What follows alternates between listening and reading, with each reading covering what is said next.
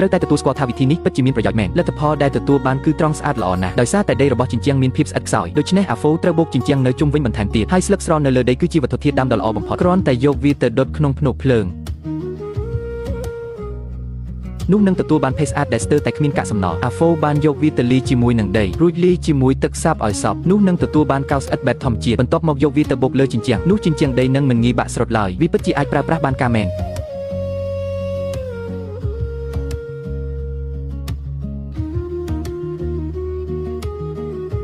ក្រោយមកអាហ្វូបានរកឃើញគល់ឈើជាច្រើនដើម្បីត្រៀមយកមកធ្វើជាសារទម្ងន់ឈើធម្មជាតិត្រូវការកែច្នៃបន្តិចបន្តួចដូច្នេះហើយអាហ្វូបានកាត់វាជាដុំតូចជាមុនសិនបន្ទាប់មកចោះប្រហោងនៅផ្នែកខាងក្រោមហើយចោះពន្លួញនៅចុងម្ខាងទៀតចុងក្រោយបង្គំគល់ឈើបញ្ចូលគ្នានោះនឹងទទួលបានរន្ទាចំនួន2ដ៏រឹងមាំបន្ទាប់ពីដាក់គល់ឈើពីលើហើយគាត់អាចប្រើពូថៅបានយ៉ាងងាយស្រួលដើម្បីកែច្នៃគល់ឈើឲ្យទៅជាឈើជ្រុងពូថៅដ៏មុតស្រួចនេះជួយសម្រួលការងារបានយ៉ាងច្រើន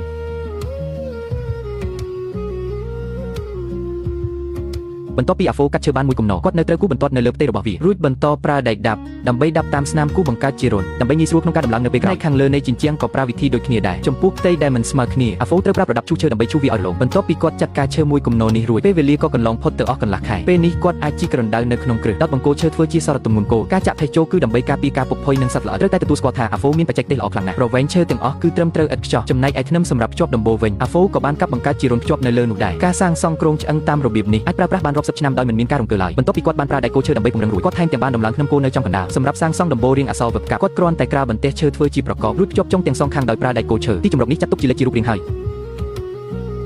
ខណៈពេលដែលកម្លាំងនៅមានពេញបរិបូរណ៍អាហ្វូបានប្រើណាដៃនៅលើតូម៉ាស្តដើម្បីអាចឈើជ្រុងឲ្យទៅជាបន្ទះឈើស្ដើងម្ដងបន្តិចដើម្បីរៀបចំសម្រាប់ការសាងសង់បន្តពេលចាប់ផ្ដើមធ្វើហើយគឺមិនអាចឈប់បានទេរហូតដល់យប់ងឹតក៏គាត់នៅតែ